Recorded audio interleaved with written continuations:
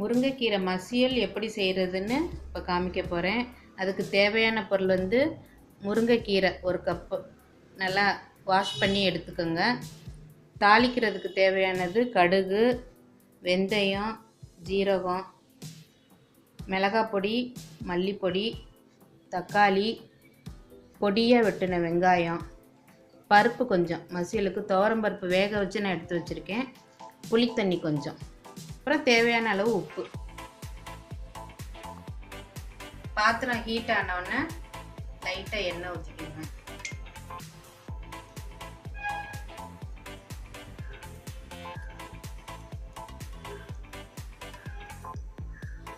எண்ணெய் சூடானவுடனே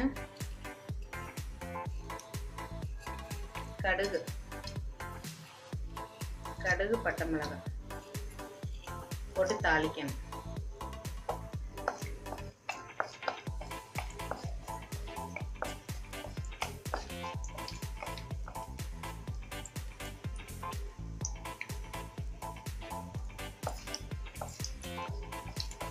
நல்லா இப்படி வந்த உடனே பொடியை நறுக்கி வச்சிருக்க வெங்காயம் அதை வந்து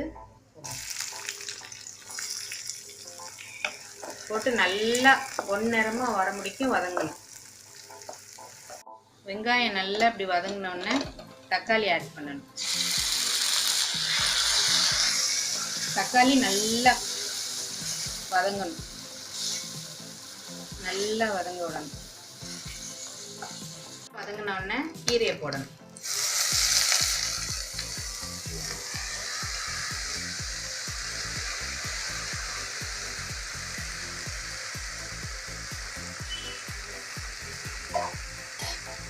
கீரை போட்டு நல்லா வதக்கணும்.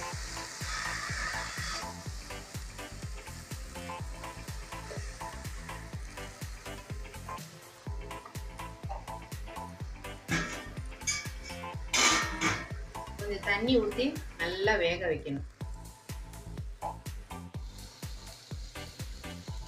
தக்காளி, வெங்காயம், கீரை எல்லாம் நல்லா வதங்கிடுச்சு. இப்போ மிளகாய் பொடி கொஞ்சம் சேர்த்துக்கணும். மிளகாய் பொடி ஒரு 2 ஸ்பூன் போட்டுக்கலாம். அப்புறம் மல்லி பொடி 1 ஸ்பூன் போட்டு உப்பு கொஞ்சம், உப்பு இந்த ஸ்டேஜ்லேயே சேர்த்துக்கலாம். உப்பு கொஞ்சம் போட்டு நல்லா வதக்கணும்.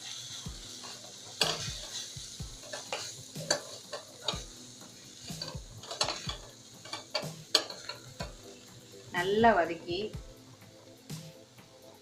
எடுத்து வச்சிருக்கோம்ல புளி தண்ணி, அதை கொஞ்சம் ஊற்றணும்.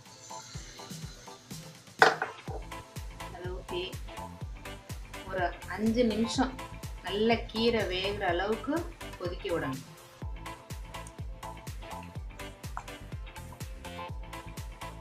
பாருங்க, நல்லா வத்தி வந்துருச்சு.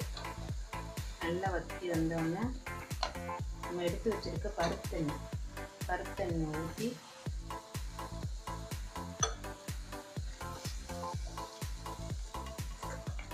ஜஸ்ட் 1 மினிட் வச்சு அப்படியே இறக்கிடுங்க. முருங்கைக்கீரை மசியல் ரெடி.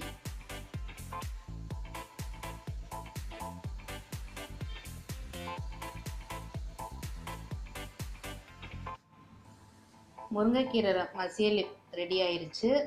இதை வந்து சாதத்துக்கு, சப்பாத்திக்கு, தோசைக்கு, இது எல்லாத்துக்குமே சூட் ஆகும். நல்லா டேஸ்ட்டாக இருக்கும். குழந்தைங்க கூட விரும்பி சாப்பிடுவாங்க.